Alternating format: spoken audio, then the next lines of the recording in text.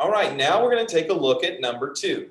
Number 2 says, write an equation g of x if the graph of f of x equals 1/2 power of x is transformed using the given steps in the order shown. So we have these 4 transformations that occur. Now, this problem, I created a calculator, and yesterday was the first day we ever used it because I just created it yesterday. But as the day went on, I made little edits to make it better and better. So I think today it'll even be a lot more helpful than it might have been or might not have been yesterday. So I'm going to go to line 3, transformations. That's what we're looking at for here. The key word here, this doesn't have a symbol. There's no symbol to key off of on number 2. But what there is this word transformed. Okay, so, and I think I just realized I have a typo on this one. Oh no. Oh no, got it. Okay, so let's go to transformations. And I click this one. So transformed told me to click the transformations graph.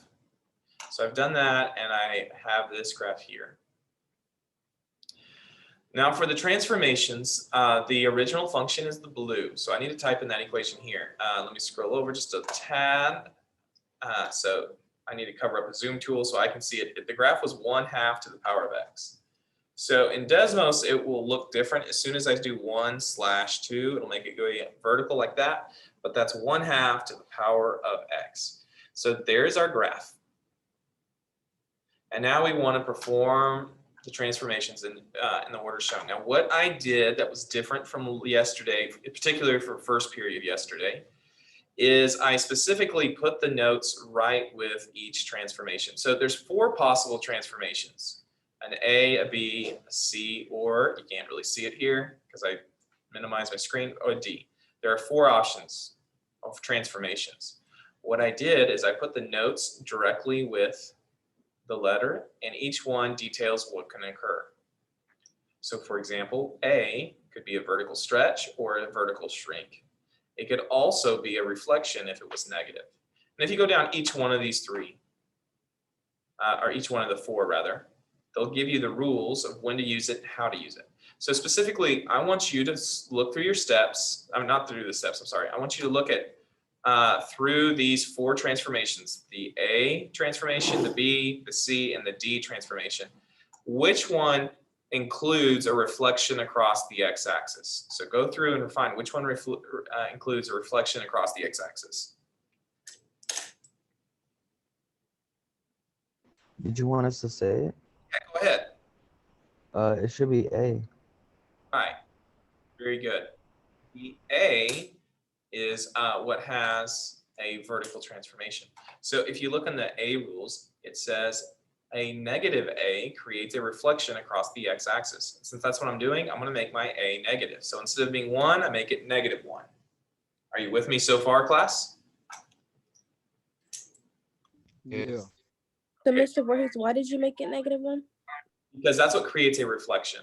So what this says here, and a negative A, I put it in quotes so you can see that I'm not just using the word A. I'm saying a negative A creates a reflection across the x-axis. Since that's what I want to do, I just made my A be negative. Okay, so anytime we have a reflection over the x-axis, we just put -1? You'll make it be negative, that's correct. And if it was a reflection across the y-axis, you would make your B negative. That's what that says there. So now let's go to step 2. Step 2 says vertically stretch by a factor of 5. So I want you to look for a vertical stretch. Where do you see vertical stretch out of the 4 possibilities?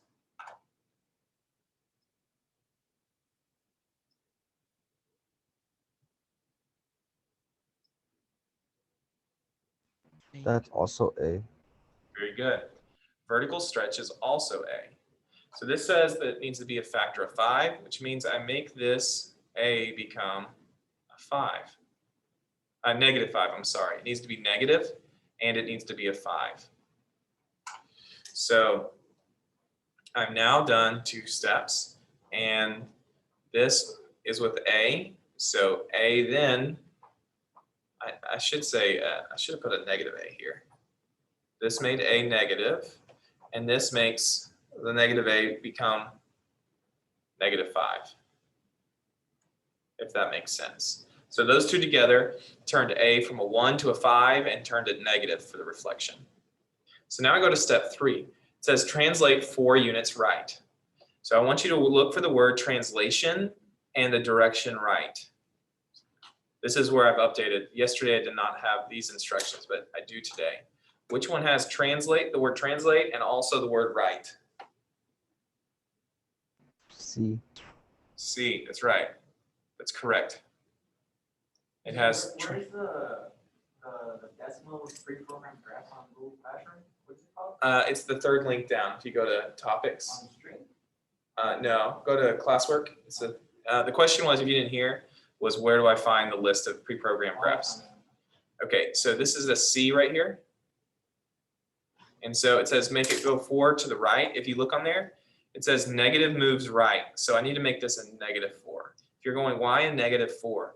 It's because inside lies, and the C is inside, and that's why it went negative. It lies. And if you saw the picture, that did shift it to the right. It went from here to there. It shifted it right. So the C became a -4.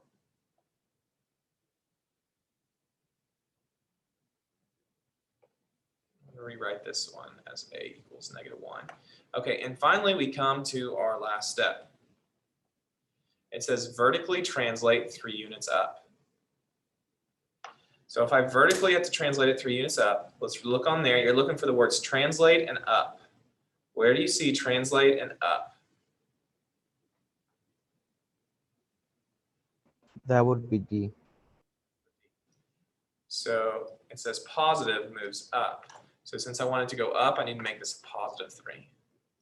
So that's what the graph would look like. And I'm trying to remember how I made the answer choices. Did I make them as graphs or equations?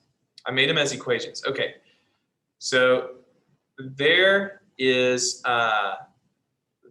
it's by equations. So what we could do is type in the equations and see which one matches, which is probably the easiest for many students. What you could also do is that, so if you want to just graph these, let's do that first, because I think that will be the easiest, is we'll just graph these in. I know that A, by the way, so let me back up. The A is supposed to be a -5. So I know that front's got to be a -5, which means my answer has to be one of these two. So a little process of elimination. I'm only going to type in those two, and we'll just check which one works out. You could also say the value that goes with X, the C, we said was -4. So the value with X should be a -4. I'm going to guess that it's the top equation.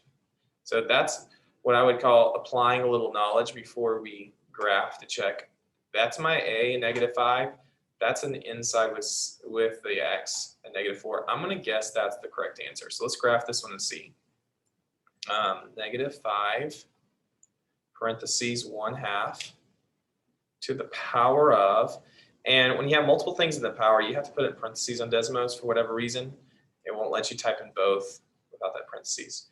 +3. Notice, does this graph highlight, or is it overlaying what it needs to overlay? Yes, so that is the correct graph. And so we could have just graphed all of them, and you would see this is the only one that overlays perfectly, that one there. But a little shortcut, what I did there is, since my A was 5, A is located in the very front. This is kind of a little helpful key. So then I knew the very front had to be a -5. B is 1, which means it'll just basically disappear because it's multiplying. B multiplies, and multiplying by 1 doesn't change anything. The C was -4, and C goes with X. So I was looking for X -4, and that's why I chose this one. And I could have said the D is 3, and the D goes on the outside. So we look for +3 on the outside, which they all had. So that's the correct answer.